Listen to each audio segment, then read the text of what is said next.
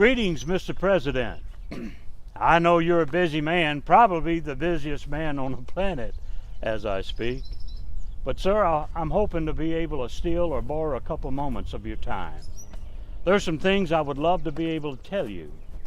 First of all, I want to thank you for the bonuses that my neighbors and friends and some of my relatives are starting to receive now. To some, I know they're merely crumbs. But sir, to these people I know, they're life-changing. And I want to thank you for those bonuses. But I want to thank you personally for my bonus. Sir, one of my biggest bonuses was watching and seeing our beautiful First Lady read the Lord's Prayer to the entire world. What a refreshing breeze that blew across our land that day. One of my bonuses, sir, while in one of your speeches, you pointed to a wall and said, read it for yourself. And it states, in God we trust. Sir, that's a bonus to me that's been absent for years and years and even decades. Also, sir, this past season I've heard the greetings, Merry Christmas, just as much as I did when I was a lad over 50 years ago. Thank you for these. These are great bonuses. Another bonus is driving by a VA hospital and not seeing that long drawn-out line of soldiers hoping to be seen that day. Instead, I see some of them coming out of there with a smile on their face. Maybe they received some medical attention that moment. Maybe they've finally gotten a little bit of respect and dignity and honor they deserved for years and years and years. I no longer see half-worn-out soldiers sitting on rotten, half-rotted benches hoping to be seen today. What a bonus, sir. What a bonus. Another bonus for me is having a commander-in-chief willing to call out the deadbeats who will not stand in honor of our flag while our national anthem is being played.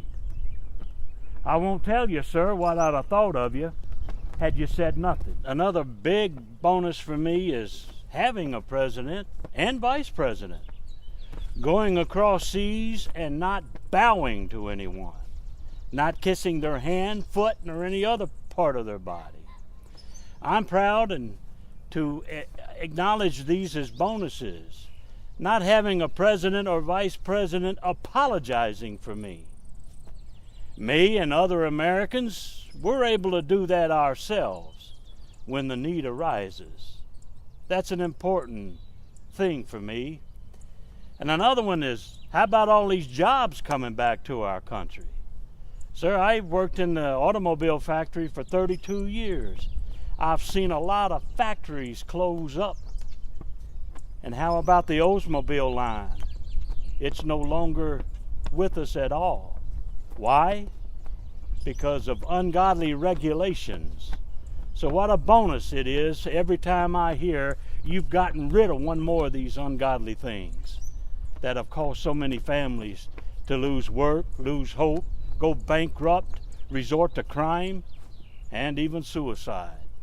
Thank you, sir. These are great bonuses. Another big bonus, probably one of the greatest of all. We're at record-setting levels in employment. The black community, they're working more than ever. Instead of being lied to and deceived and manipulated, abused and used, you stood there one day and said, what have you got to lose? Sir, they're working and they're proud and they're happy, and we're happy that they're happy. It's just a good thing. We're all getting reports how they're calling the assistance programs and thanking them for their past help. But now they're saying they no longer need that assistance. They have gotten a good job. And here's a big one, sir, law and order. You promised to restore law and order. Well, you're off to a pretty good start. Things are coming together.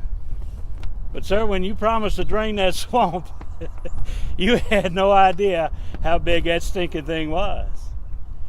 And you remind me of the man working hard with that plunger, up and down, up and down, up and down. But sir, to drain that baby, you're going to need a plunger as big as Texas. But sir, we believe you got what it takes to get the job done. I believe that one day law and order will prevail. I believe one day that wall will be built. Just stay strong and be persistent.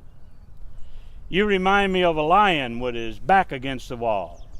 The opposition cannot overpower you, but like those ugly, long-fanged, dog-looking, what are they called, jackals, hyenas, or whatever they are, they're nipping at your heels with every twist and turn you take. But sir, stay strong. And remember this, as persistent as they are to bring you down, patriots and Christians all over this country are even more persistent in praying for you every single day. We have, and we pledge to continue praying for you, like I said, every single day. Sir, one of the prayers I pray for you is a prayer that King David often prayed. Now we're talking long time ago. He had problems much like yours. His own countrymen were hounding him. But he would pray, Lord, I pray that the enemies of the righteous will fall into their own pit. I pray that the enemies of the righteous will be taken by their own snares that they have set. And sir, they set them morning after morning after morning. And now in closing, sir, I want to thank you one more time for all these precious bonuses that you've given me and countless millions of other Americans, much like myself. But I'd like to set the record straight, sir. About 9 years ago, somebody lied to every one of us.